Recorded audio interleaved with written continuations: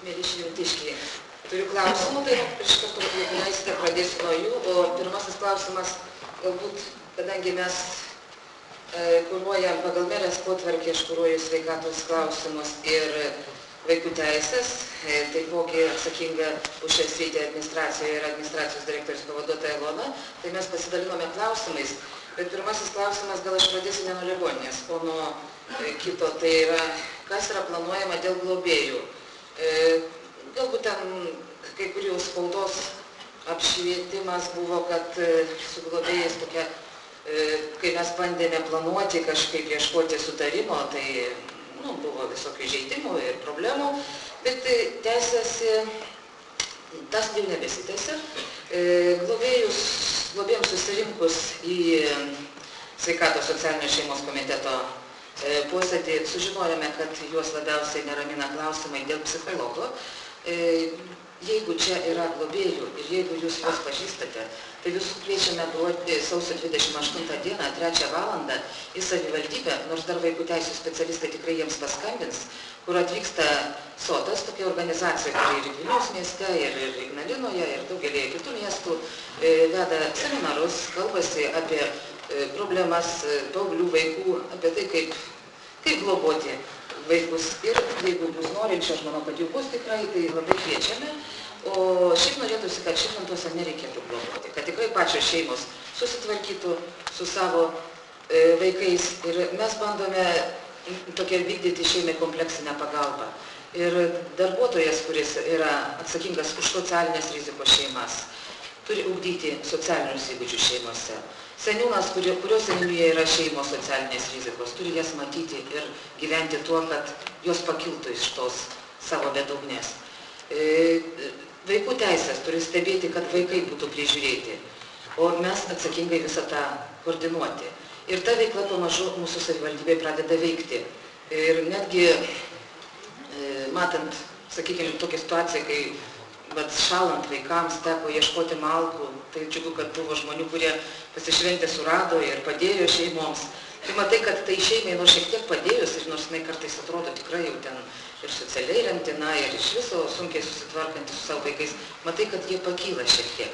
Ir mūsų tarybos sprendimas vienas buvo toks gana novatoriškas, mūsų bent savivaldybėje, kitos savivaldybės tai jau turėjo tokia ne tik iš karto šeimą rašyti į rizikos grupę. Žinot, kaip nesinori vadintis socialinės rizikos šeima. Nėra malonu, tada pabandyk iš to pakilti. Tai pas mus yra dabar tvarkos aprašas, kuris buvo parengtas lapkričio mėnesį, kad yra stebėsenos šeimos. Tos stebėsenos šeimos, jos yra šeimos, kurias mes matome, bet niekur jų nerašome. Galima joms padėti, neįrašiusi kažkokį sąrašą. Ir tada matai, kad žmogus, kuris atėjęs, kuriam pasakai, kad gal tau, jeigu nepasitaisysi per tiek tai laiko, reikės tave įrašyti tą sąrašą. Ir sako, pasitaisysiu. Ir mes turim pavyzdžių, kad iš tikro tokių šeimų atsirado ir nereikia įrašinėti sąrašą. Tai čia tiek dėl globėjų. Dabar sekantis klausimai yra dėl ligoninės ir poliklinikos. O čia pirmasis, koks likimas mūsų ligoninės ir poliklinikos, ar bus sujungta ligoninė ir poliklinika, kiek žmonių atleista ir kodėl neguldomi ligoniai sergantis ligoninė, o ligoninė visai tuščios palatos. Tai situacija rajone yra gana sudėtinga tuo, kad, kaip žinot, mes esame labai netoli nuo Vilniaus ir netoli nuo Ukmergės. Tai norint išlaikyti abi įstaigas, aš tiesiog norėjau paklausti, ar yra norinčių, kad nebūtų kurios nors įstaigos, ar poliklinikos, ar ligoninės, ar tokių atsirastų. Nėra norinčių. Yra vienas, kuris nenori. O ko nenorit, poliklinikos ar ligoninės? Nenorit, kad būtų ligoninė? Bet tada būtų klausimas, kodėl. Aš manau, kad galima būtų atsakyti. Reiškia, kažko ligoninė padaro taip, kad norėtųsi ją atsigulti. Prieš visą šią reorganizaciją, gruodžio 17 dieną, taryba priėmė sprendimą, kad reorganizuoti ligoninę, prijungiant polikliniką, tai yra, mes turim tokią teisę pagal teisės aktų nustatytą tvarką, tai yra 2015 metais sausio 1 dieną ir prezidentė patvirtino tą įstatymą, kad gali būti tarybos kompetencijoje prijungti prie ligoninės filialo teisėmis, tai dar yra tai aiškinamasi, polikliniką. Jinai niekur nedings, kaip ir nedings ligoninė. Bet iš karto sulaukėm pasipriešinimo iš pirminio centro, tai yra iš poliklinikos. Mano nuomonė tiesiog nebuvo teisingai suprasta. Buvo manoma, kad kažkas iš kažko atims pinigus. Bet yra visai kiti dalykai. Yra sujungiamos dvi įstaigos. Vienintelė išeitis, kad jos abi čia išliktų. Gal kai kam tikrai nesinori dėl to, kad gal sąlygos blogos, remontas nepadarytas, ar tiesiog nepatogu. Gal geriau į Vilnių nuvažiuoti ir panašiai. Tai aš manau, kad po to, kai mes baigsime, kai tikrai ta inicijuota dalyka, ta reorganizacija, kai bus galima imtis remontų, kai bus galima imtis tvarkos, tai tikiu, kad dalis iš jūsų tikrai nenorės važiuoti į Vilnių, o norės gultis čia. Tai čia dar tikrai gana ilga situacija, negalėčiau pasakoti ilgai, nes nespėsim kiti, o dabar dėl to, kad nėra guldoma. Tai su ta situacija susiduria ir kitos 10 mažųjų rajonų ligoninių, kad kartais pirminiai centrai siunčia būtent ne į savo rajono ligoninės, o siunčia kažkur į kitas įstaigas. Galbūt tai yra, aišku, dėl to, kad pacientai pageidauja, bet yra ir kitas dalykas, galbūt yra ir kitų, nenorėčiau čia vardinti nelabai gražių dalykų, dėl ko yra siunčiama. Tai yra pavyzdys, sakykime, iš kitų ligoninių, iš Zarasų, sakykime, kai žinau, pas jos puikiausia ligoninė su baseinais, spa, bet kažkodėl tai siunčia į Utenos ligoninę pirminio centro Zarasų. Ta galiu tikrai, tas yra ir spaudoje pažymėta. Kad yra, matyt, panašiai kai kur ir pas mus. O dėl tuščių palatų, tai ir pačiom teko susidurti, kai lankėmės palaikomajam, atrodo, jis visada pilnas, o nuėjome eilinę dieną ir ne visos palatos užpildytos, nors paslauga yra pilnai apmokama. Tai va čia, žinot, negaliu aš visai pasižiūrėti, sakykime, į gydytojo sąžinę, pasakyti, kad taip ar kitaip. Bet bandysim tuos dalykus tvarkyti, manau, kad su mūsų visa komanda, kuri tikrai dirba dėl ligoninės, ta bus sutvarkyta. Taigi, ačiū dėmesį.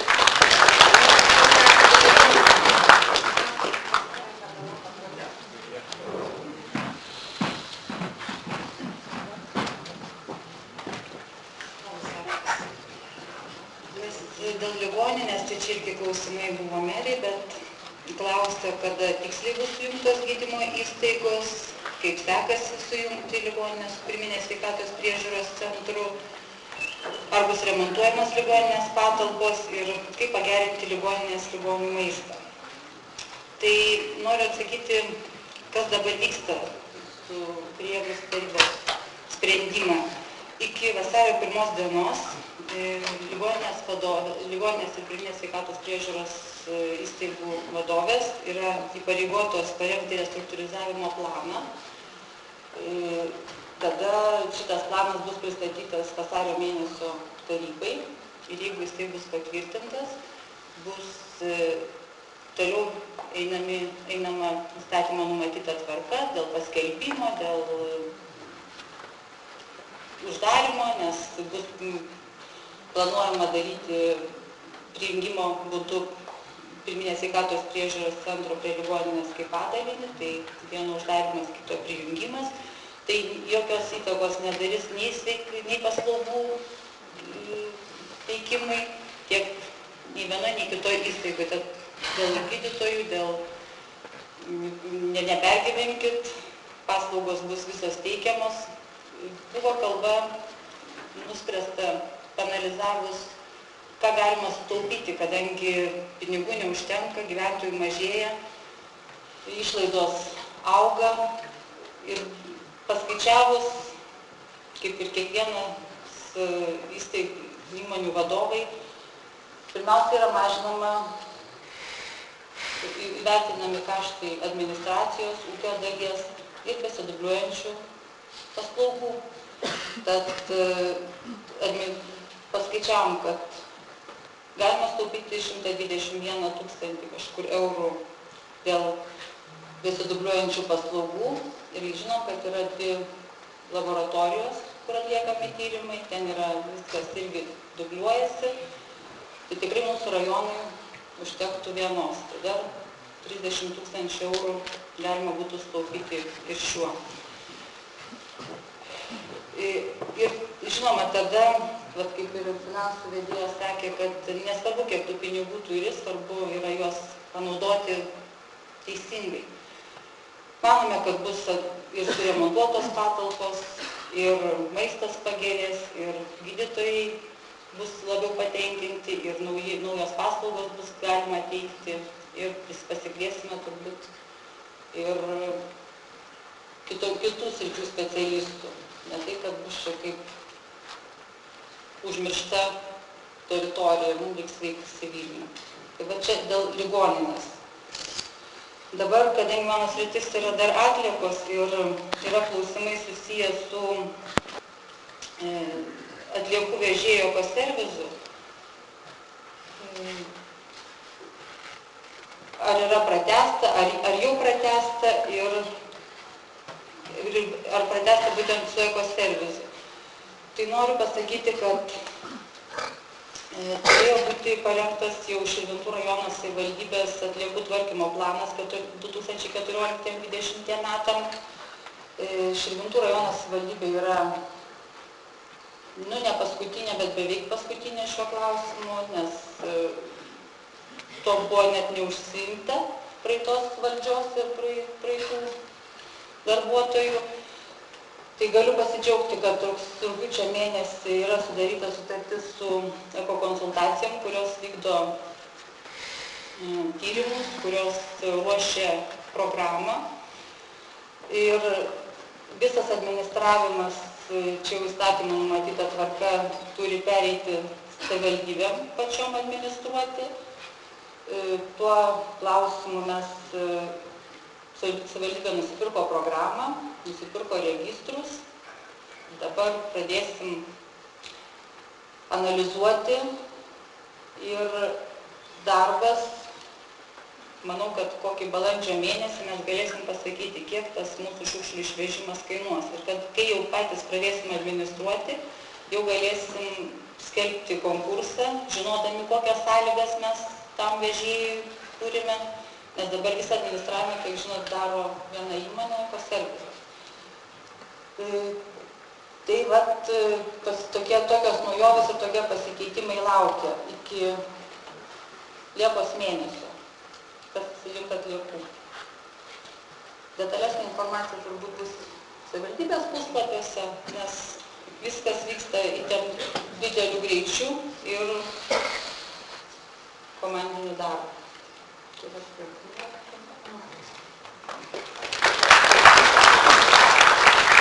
Ačiū, Lonai, vis tiek turėčiau pabaigti. Nusiėmiau.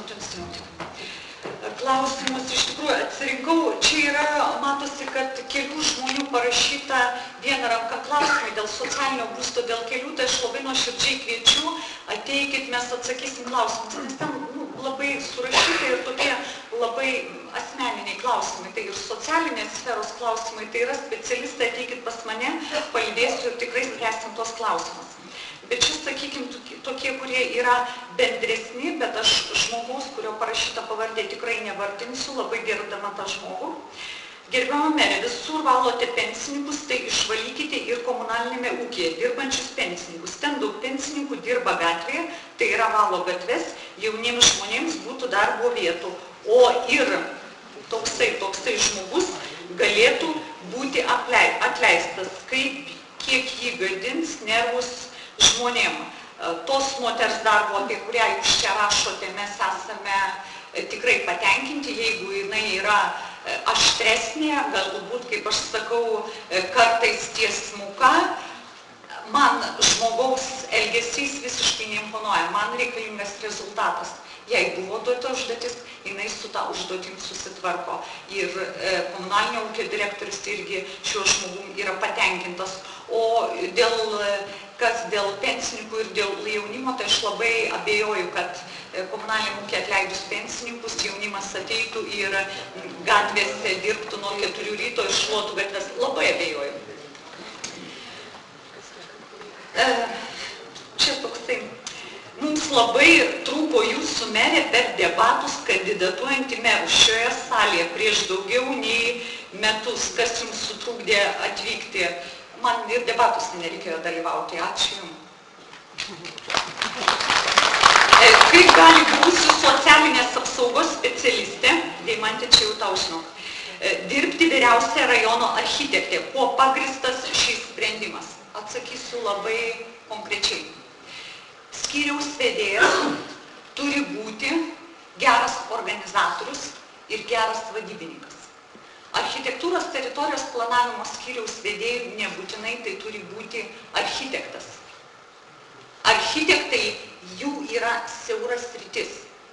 Kai tu duodi užduotis ir kai tau užduotis sakoma, kad 3 mėnesiai neįmanoma. Neįmanoma. Pasirodo, kad reikia imtis pačiai, aiškintis, darytis ir pasirodo viskas įmanoma. Todėl šitame skyriuje vedėjaus pozicijoje man reikėjo gero, organizuoto vadybininko. Ir Deimantė, nors ir labai neilgas laiko tarpas, bet jinai šitos mūsų lūkesčius pateisina. Ir ačiū jai. Kokios reorganizacijos dar laukia? Ir turbūt greičiausia, kur reorganizacija vyks, tai seniūnijose. Žmonės, kai buvo, aš atsiprašau, nes tikrai labai sunkus raštas, supyko, kad neišrinko Jono Purvanecko mero, pasigendu Gelvonų kapinėse smėlio. Tai reikėjo Purvaneckui kalbėti su žmonėm, gal kad už jį balsuotų, galbūt išrinkė, o kad Gelvonų kapinėse smėlio nėra, tai seniūnai reiktų užsikviesti iš pačio ryto pasižiūrėti.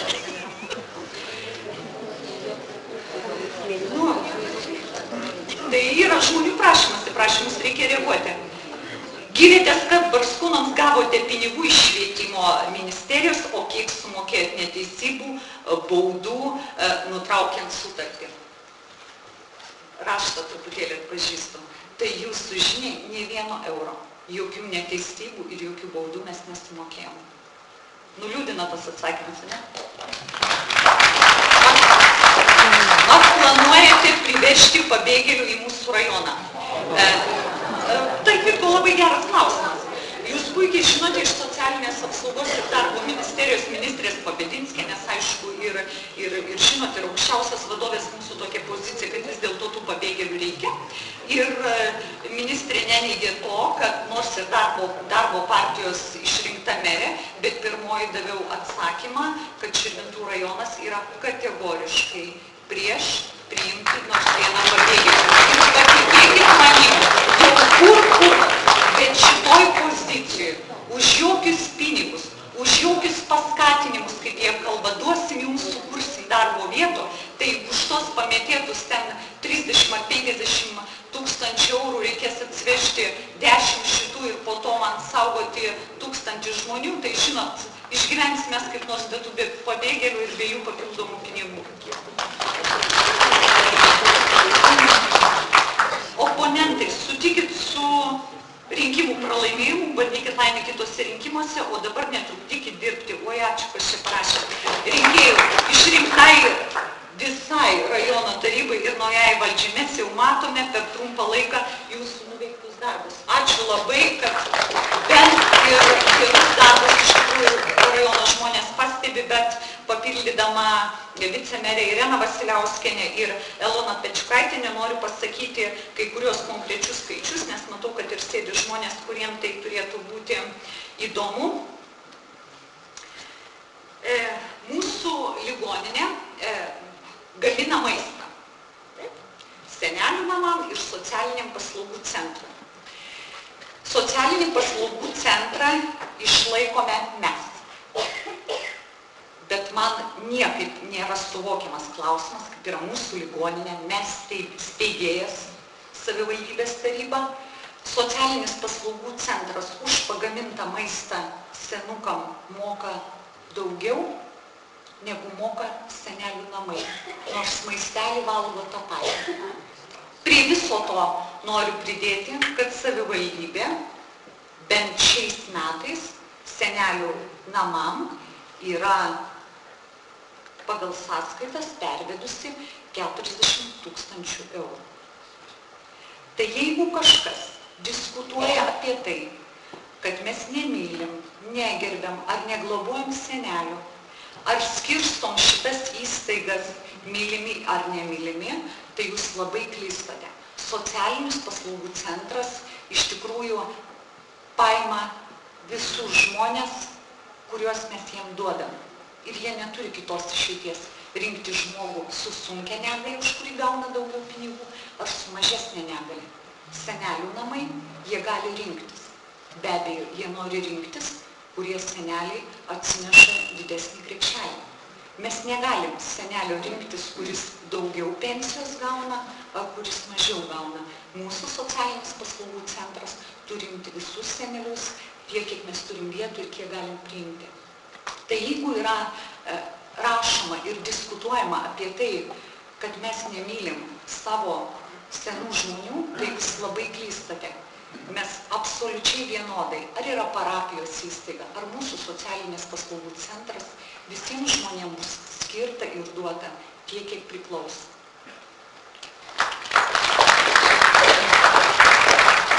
Nu, dabar administracijos direktorė pabaigai, bet ką nors rimto yra apie komunalinio ūkio visas tas peripetijas. Geriausia direktorė supranta šitos dalykus, jinai labai puikiai įsigilinusi, nes vyko iš tikrųjų daug diskusijų.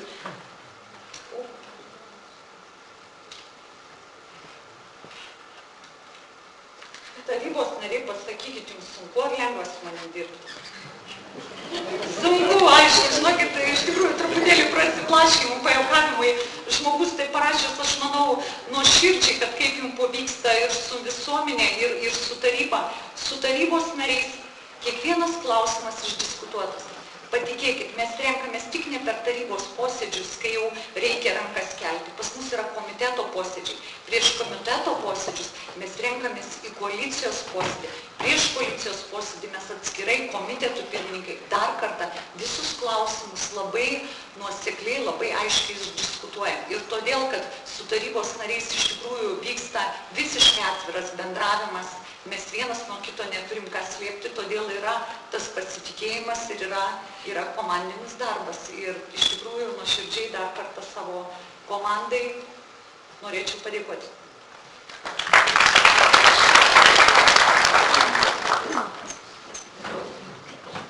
Labas vakaras. Aš tikiuosi, dar jums užteks energijos išklausyti keletą atsakymų į klausimus. Taip pat mūsų dar laukia kitas vienas svarbus pristatymas, tai pasistengsiu labai greitai. Kokį naują mokestį įvedė komunalinis? Dar ta pačia tema, kodėl UAB Širvintų komunalinis ūkis daugiabučių namų kaupiamų lėšų dydžio mokestį nederino su gyventojais. Kodėl lėšų dydžio nederino su gyventojais? Tai iš tiesų dėl komunalinio mokesčių pasikeitimų, jūs turbūt visi pastebėjote, kad sąskaitose pasikeitė skaičiukai. Ir tiems skaičiukams pasikeisti įtakos turėjo vienas vyriausybės sprendimų. Aš tikėjausi, kad šis klausimas bus užduotas, todėl aš atsinešiau būtent Butkevičiaus pasirašytą nutarimą, kuris pasirašytas 15 metų balandžio 15 dieną. Ir šiame nutarime aiškiai parašyta, kad visiems daugiabučiams namams, kurių naudingas plotas 3000 kvadratų ir daugiau, iki 3000 kvadratų, tai yra mokestis renkamas 0,05 eurai už kvadratinį metrą mėnesiui. Tai šis dokumentas dėja, bet yra vyriausybės ir jo laikytis mes privalo laikytis ir komunalinis ūkis. Noriu atkreipti dėmesį, kad šias lėšas ir turėjome iš karto taikyti gyventojams tik įsigaliojušiam teisės aktui, bet stengiamės gyventojams šį krūvį sumažinti kiek galima ir pritaikėme jį tik paskutinį šių metų mėnesį. Tai bent jau tiek sutaupėm bent jau gerą pusmetį lėšų. Dar yra klausimas dėl komunalinio, mačiau. Ten merė dar atsakė, taip, dėl administracijos, ar ne, kad dėl pensijų. Ar bus įvertintos kiemo ribos, kad galėtų to namo gyventojai saugiai ir ramiai gyventi? Labai džiaugiuosi, kad gyventojai čia yra, ypač miestiečiai. Yra tokia situacija, visas miestas yra, visame mieste atlikti detalieji planai. Šių detaliųjų planų pagrindų mes galime kiekvienam daugiabučiui priskirti žemės sklypą. Ir kiekvienas daugiabutis, turėdamas jam priskirtą žemės sklypą, turėtų už tą žemę ir mokėti mokesčius. Kiekvienas žinote, kurie turite savo namų valdas, ypač ypač kaimo teritorijai, kurioje gyvenate, mokate žemės mokestį, tai ir visi miestiečiai turėtų mokėti tą žemės mokestį. Tarp kitko, miesto gyventojams žemės mokestis yra gerokai didesnis nei kaimo, tai beveik 3 didesnis negu kaimo gyventojams. Tad, jeigu gyventojai išties pageidauja, kad jiems būtų priskirti žemės sklypai, mes tą padaryti galime tučtuojau ir matyti vyriausybė netgi ir įpareigos tą padaryti, kitu atveju paduos mūsų teismą, bet dar laukiame to momento, to paskutinio momento ir šiuo metu tie sklypai nepriskirti bus, kad taupytume jūsų lėšas. Dėl ko taip išsiplėtė komunalinė administracija? Ai, tai va čia to ieškau klausimo, tai nežinau, direktoriau, kiek esu valdyboje, tai tikrai negirdėjau, kad jūs plėtėte savo administraciją, nebent aš klystu, bet kiek suprantu, darbuotojų skaičius išliko tas pats. Taip? Darbų vadovas vienas atsiradęs, nes atsirado dėl to teisingai, dėl to, kad atsirado statybinės organizacijos toks padalinys, vadinkime, komunalinio ūkio, kur dabar šiuo metu komunalinis ūkis gali ne tik ir savivaldybei, bet ir gyventojams padėti susitvarkyti butus ar aplinką, pakloti plyteles, išdažyti sienas už tam tikrą mokestį ir tikrai labai nebrangiai. Tai naudokitės komunalinio ūkio paslaugomis. Kada bus sutvarkytas senas miesto stadionas, kokie projektai numatyti, ten prekybos centrui statyti, tai merė jau atsakė į šitą klausimą. Ir kita klausimo dalis. Kokiu pagrindu kyla mero ir administracijos direktorės atlyginimai? Gal yra rajone tam papildomas pajamos? Tai iš tiesų merės pavaduotojas ir mano ir administracijos direktorius pavaduotojas atlyginimai, kaip ir kitų valstybės tarnautojų, yra griežtai reglamentuoti teisės aktų.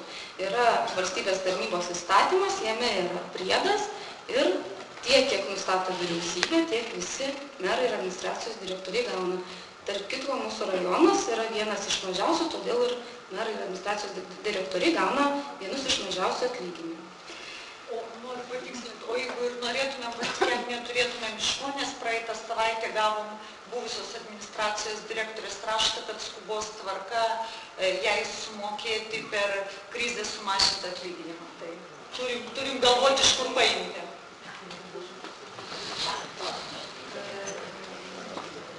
Taip, toliau klausimas. Prašome pateikti išsamią informaciją, kokios yra parengtos savivaldybės paramos programos skirtos bendruomenių ir kitų nevyriausybinių organizacijų veiklų vykdymui, taip pat prisidėjimui prie projektų, nori susipažinti su savivaldybės bendruomenių rėmimo tvarkos aprašu, taip pat apie NVO programas ir įvairius fondus. Tai bendruomenėms ir kitoms nevyriausybinėms organizacijoms parama yra teikiama tiek, kiek tarybos sprendimu yra leista, tai yra steigimo išlaidos dengiamos, taip pat dalyvauti gali įvairiose programuose, tai pavyzdžiui sveikatos, ar ne, Valentina, sveikatos programoje, aplinkos apsaugos rėmimo programoje ir žinoma socialinės apsaugos ministerijos programuose bei kitose ES fondų finansuojamuose programuose. Tai jeigu dar norėsit išsamiau šitą klausimą, kam išties domina, galite atvykti, pasikalbėsim ir tvarkos aprašą paruosim.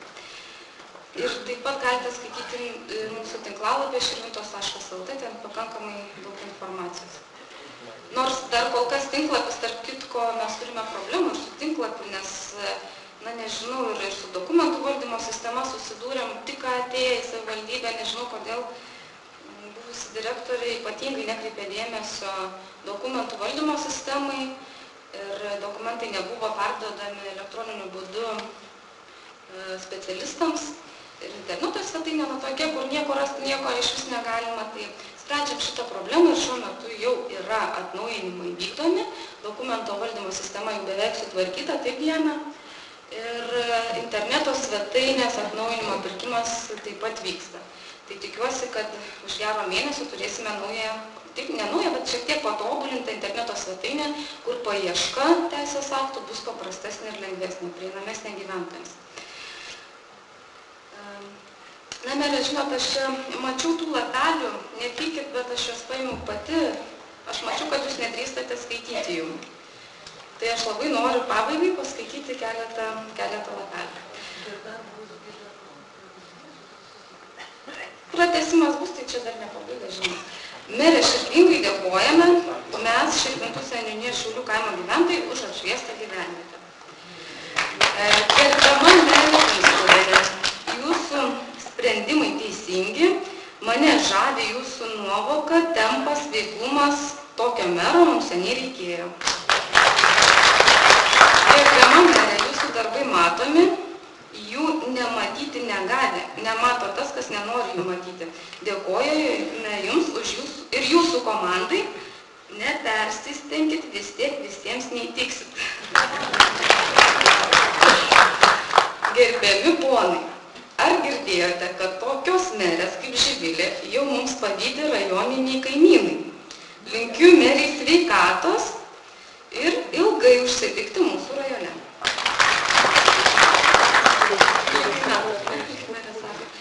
Ir visų nepaimu, bet keletą merę, tik jūsų dėka galime didžiuoti savo miestu. Kadangi apie miestą buvo paskutinis sakinys, matėte turbūt ir skelbimus, kad šiandien 16 valandą kvietėme dėl Širvintų miesto VVG strategijos pristatymą. 18 valandą, atsiprašau, taip pasakiau. Ir kadangi tas laikas taip greit prabėgo, daug klausimų tiek nesitikėm, noriu jums pristatyti Širvintų miesto vietos veiklos grupės pirmininkė Rita Gujienė. Rita, prašau dar pasirodyti, kad visi žinotumėte. Rita išrinkta pirmininkė ir visuomeniniais pagrindais atlieka šias pareigas. Daugiau darbuotojų vietos veiklos grupė neturi ir dirba Rita tiesiog už dyką. Ir pradeda rengti Širvintų miesto plėtros 16-20 metų strategiją. Ši strategija yra rengiama Lietuvos Respublikos vidaus reikalų ministro įsakymu dėl vietos plėtros strategijų rengimo taisyklių patvirtinimo. Pasakysiu paprastai žodžiais. Širvintų miestas, kaip ir kaimas, žinote, kaimiška teritorija turi kaimo VVG turi savo teritorijos strategiją, kur gali projektus rašyti bendruomenės, įvairios organizacijos. Ir miestui naujovė, jau šiemet miestui atsiranda ta galimybė rašyti mažus projektus verslumui skatinti. Būtent verslumui skatinti. Labai gaila, kad vidaus reikalų ministerija neduoda pinigų viešų erdvių sutvarkymui, infrastruktūros plėtrai, tačiau duoda pinigų verslumo skatinimui. Ką tai reiškia? Tai gyventojai, kurie galbūt turi išsilavinimą, baigia tam tikrus mokslus, tačiau neturi darbo arba nedrįsta įkurti verslo, galės tai padaryti ir tai padės padaryti ES pinigai. Taigi, pačios strategijos tikslas – didinti užimtumą ir verslumą mieste. Kaip pavyzdys, tai galėtų būti baigusi kirpyklos kažkokias kirpėjos kursus, aš noriu įsteigti kirpyklą ir tam galiu išsinuomoti patalpas, tų patalpų nuoma būtų kompensuojama. Nusipirkti žirklės, įsigyti kėdę ir tiesiog aptarnauti klientus, kurti savo verslą. Tai arba tiesiog gal kažkokį autoservisą įkurti. Žinoma, labai mažai tom priemonėm būtų įsigyti, bet bent jau pagalbai kažkokiam pagrindiniam įrankių rinkiniui ir klientų pritraukimui tikrai pinigų galima būti. Tai kaip yra įrašyta pačioje strategijoje šiuo metu, strategijų gyvenimo metu bus remiama bendrųjų socialinių paslaugų, pavyzdžiui, maitinimo, transporto, asmeninės higienos ir priežiūros paslaugų organizavimo, socialinių kultūrinių, savipagalbos grupių, specialių socialinės priežiūros paslaugų, pavyzdžiui, pagalbos į namus, psichologinės intensyvios krizių įveikimo pagalbos, socialinių įgūdžių ugdymo ir palaikymo ir kitų reikalingų paslaugų, socialinę atskirtį patiriantiems gyventojams teikimas, bedarbių ir neaktyvių darbingų gyventojų užimtumui didinti skirtų iniciatyvų įgyvendinimas, siekiant pagerinti šių asmenų padėtį darbo rinkoje. Taip pat kitam gyventojų verslumui didinti, verslo kūrimui ir pradedamo verslo plėtojimui reikalingiems gebėjimams stiprinti. Žodžiu, galima bus organizuoti ir mokymus, taip pat galima bus dengti išlaidas verslo steigimo dokumentų rengimui, kaip pavyzdžiui, noriu įsikurti įmonę, reikia pas notarą pasitvirtinti tam tikrus dokumentus, šios išlaidos galės būti padengtos.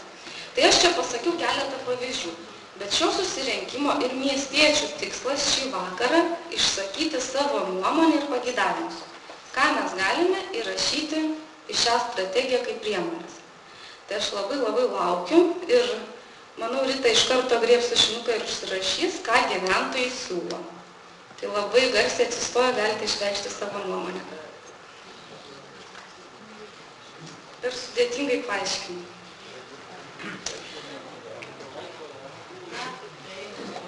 Raštu ir laiko, čia žinokite, kaip pasakyti, čia gyventojai išreiškia nuomonę tiesiog susirinkimo metu. Yra gyventojų viešo susirinkimas, taip yra tokia tvarka ir susirinkimo metu gali išreikšti savo nuomonę. Tai aš labai laukiu nuomonės gyventojų dėl miesto strategijos įgyvendinimo. Kaip mes galėtume, koks jūsų yra poreikis didinti užimtumą ir verslumą. Kas norite steigti maitinimo įstaigas, galbūt ne maitinimo, čia vėlgi gal neprisirišti prie tų pavyzdžių.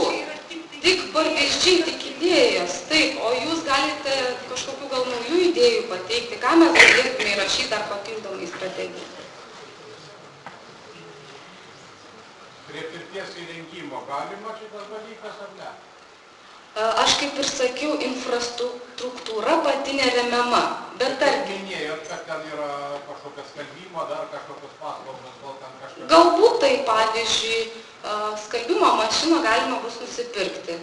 Jeigu įsidarbina žmogus, gauna algą už tai, klientai ateina pas jisai, skalbia, gauna už tai pajamas, jisai dirba, įkurta darbo vieta, tai galima tokiu atveju, bet sienų statyti, pastatų statyti ar tarkim kelių tiesti negalima.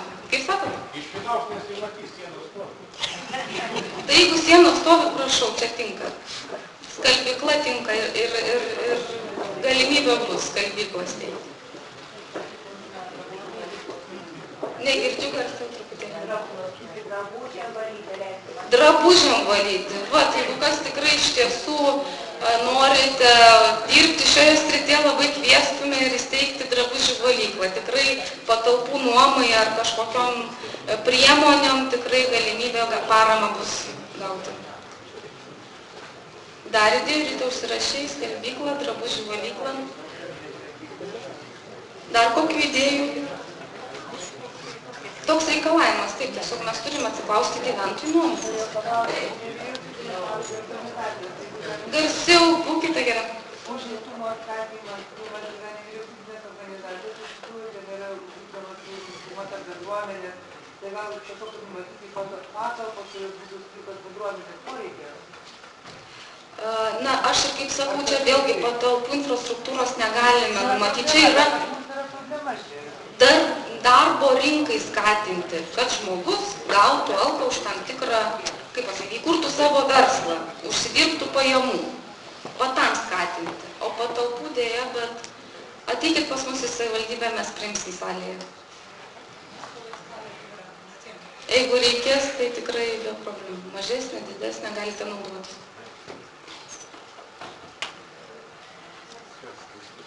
Dar kokių minčių idėjų? Tai iš tiesų ši strategija yra rengiama ir iki penktadienio, jeigu čia nedrįsote atsistoti pasakyti, labai laukiame jūsų idėjų išreikštų ar elektroniniu paštu į savivaldybę galite rašyti rita.gujienė@širvintos.lt, galite ateiti pasakyti arba raštu parašyti laišką. Tai labai lauksim, jeigu turėsite minčių. Ačiū.